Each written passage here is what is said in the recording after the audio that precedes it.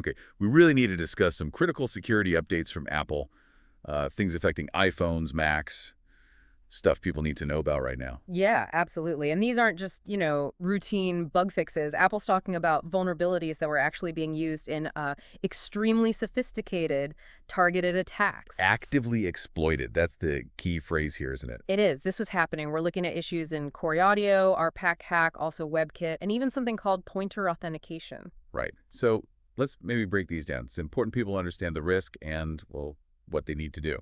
Definitely. We should probably start with WebKit. That was CVE 2025-24201. Apple flagged it as a zero-day exploited back in March 2025. A 0-day, meaning attackers knew about it before Apple did. Exactly. That's what makes them so dangerous. No patch was available when it was first used.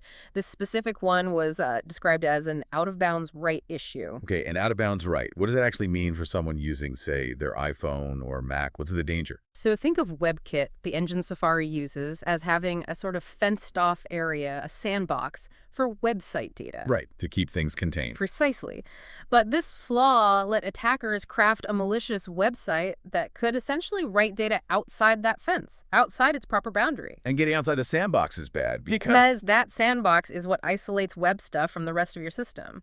If an attacker breaks out, they might get to arbitrary code execution. which means running their own software on your device.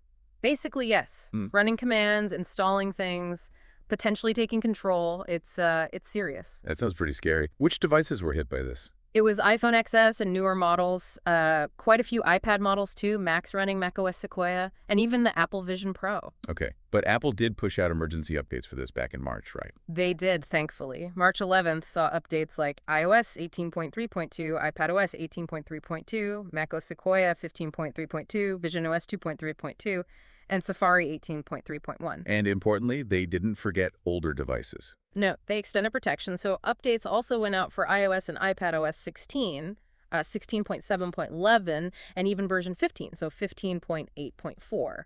Good. Still, it was the third 0-day Apple had to fix just in early 2025.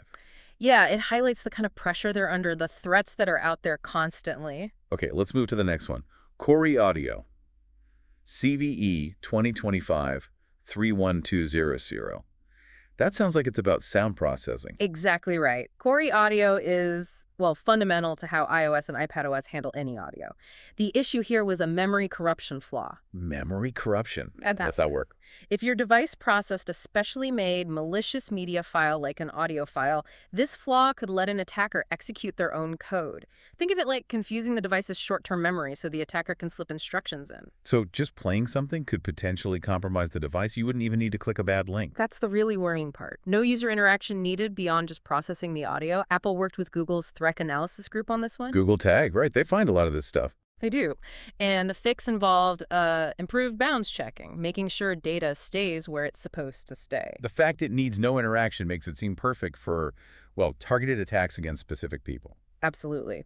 While Apple isn't naming names, attackers or victims, a 0-day like this suggests high-level stuff.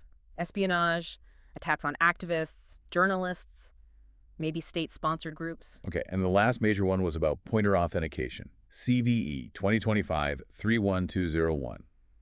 What is pointer authentication in the first place? Right. So it's a security feature built into the Apple chips, the hardware level. It tries to protect memory from being messed with by basically signing memory addresses, pointers, with a secret key. Like a digital signature to make sure the memory address is legit? Kind of, yeah, to make sure code execution flows correctly and hasn't been hijacked. But this vulnerability let attackers who already had some ability to read and write memory, it let them bypass this check. So the protection could be sidestepped. Yes. They could manipulate memory addresses without triggering the security alarms pointer authentication is supposed to set off. And that, again, could lead to executing their own code. Full system compromise. How did Apple fix that, if it's a fundamental protection? Well, this is interesting. They didn't just patch it. Reports say they completely removed the vulnerable code. That really tells you how serious they viewed this flaw. Removed it entirely. Wow. Okay. And this was also part of that extremely sophisticated attack. Yes, Apple confirmed it was used against specific targeted individuals on iOS, part of the same campaign, it seems. So putting this all together, WebKit, Core Audio, pointer authentication, all actively exploited, all serious. What's the absolute bottom line for listeners? Update now. Don't wait. Go to your settings and install any available updates for your Apple devices. And that covers which operating systems again, just to be clear. It's iOS, iPadOS, macOS Sequoia, visionOS for the headset, and also Safari, the browser itself. Check everything. It's quite sobering, the level of these attacks, even if Apple says they were targeted.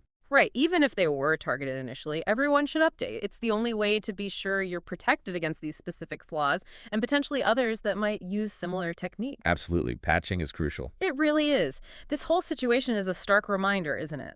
We need to stay vigilant, take updates seriously. The threats are real, and they're sophisticated.